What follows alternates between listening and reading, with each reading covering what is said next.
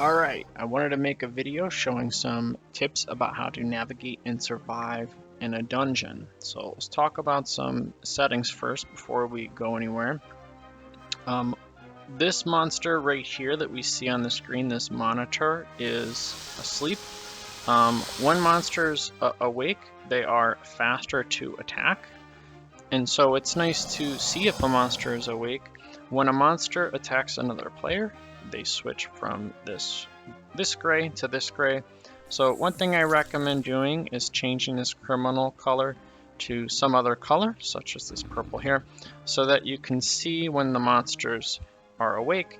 That gives you a hint that they have attacked a player. Now that I've enabled that, if you watch when this monster attacks me, he should change color when he sees me. Oop, there he goes. So that's a clue that a monster is aggroed on you. You also saw that there's a delay. It takes them a couple seconds. So when you're navigating around, you can also use... When you're navigating around, you can see whether or not you have a little bit more time to run past them. So this guy right here is not awake. So he should have some delay where I can probably walk past him completely before he will wake up. So let's see. See that? That gives us you a little bit more time versus the second time I came back, he swung immediately after. So knowing whether they're awake is a big clue as to how much time you have. Alright, another thing here is you see that I'm constantly moving. A big important tip is always be moving. So I'm dodging his attacks. It also gives my time for my bandages to go through. I can heal. So a big tip surviving a dungeon is always be moving. Never stand still. So another thing is, as we're navigating this dungeon, keep an eye out for peaceful areas and quiet areas where you can stop and gather your thoughts, gather your mana, and heal up. So right here, pretty much every transition has one of these little areas where you can stop and take a break. Nucero has a ton of them, big sections with no monsters at all. Up here is one. Start to learn where all of the rest areas are in a dungeon, and as you get through the more dangerous parts, you kind of want to quickly go through the dangerous parts and then get to the rest area. For the purposes of this demonstration, I'm using a pretty basic build. I just took the scavenger template that was in the starter island, and I only have a couple skills at 60. I'll show more techniques with more skills, but this is just to show that you really don't need much just to run around and pick up stuff off of bodies and scavenge. So the next thing that you want to set up before you go too deep is telerope. So here is a telerope script. Very simple, just a couple lines. This is very important for being able to navigate a dungeon. Make sure you have plenty of rope, and you only need 30 majory with scrolls to teleport. So if you're going to be a scavenger, it's practically required to be able to telerope. You'll need it to get through tough sections, which I'll show a lot.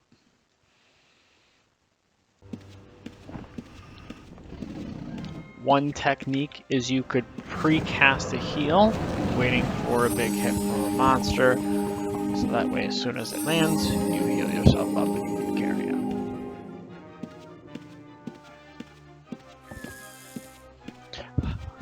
As I mentioned, there's going to be sections that have lots of difficult monsters. You might want to just skip past them, so here's a technique to telerope until you get to a little more calm area.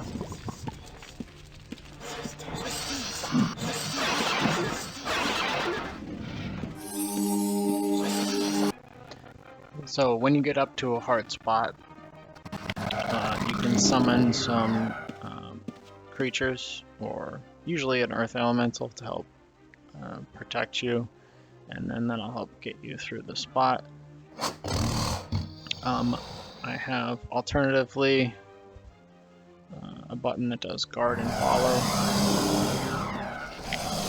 Guard, and then I'll take aggro, then you hit follow, and they'll follow you. So you want to alternate those buttons. When a monster wakes up and it goes after you, hit guard so that it attacks your creature instead. And then since you're going to continue walking, you need to hit follow so they continue walking with you. Otherwise, you'll just lose them. So let's get past these guys here. Guard. See if they get attacked. See, they turn purple, so they know they're getting attacked. And then I will do a follow to bring them with me. Here we do a guard.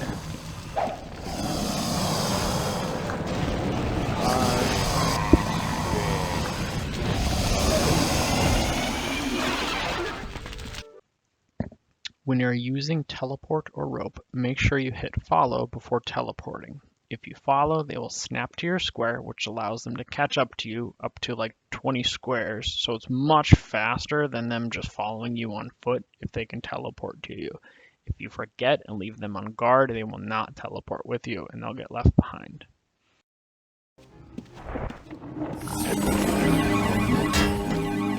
So let's say you're in a pickle, you're surrounded by like 100 mobs like this. Being able to invis is a huge benefit. So you want to go find a spot where it's clear to do that.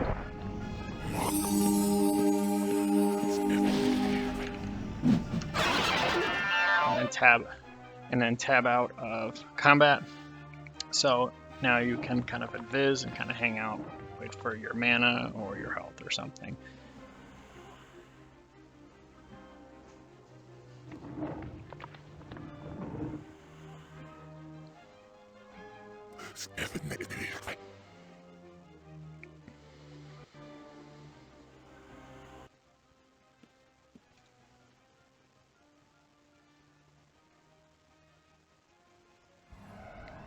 So the rope shenanigans come with a caveat that it really only works when you're not PvP flagged. When you are PvP flagged rope, you have to wait like 2 minutes. And so you really can't spam it like crazy, like I am in these videos. But otherwise, you can use rope to kind of get any spell accomplished where a monster would otherwise be about to kill you. Now here, I've increased my magery to 100 magery, so I can actually succeed with these spells. And I have some spirit speak as well, so that my monsters don't die instantly. But I'm just going to walk out just to demonstrate that we're not stuck here.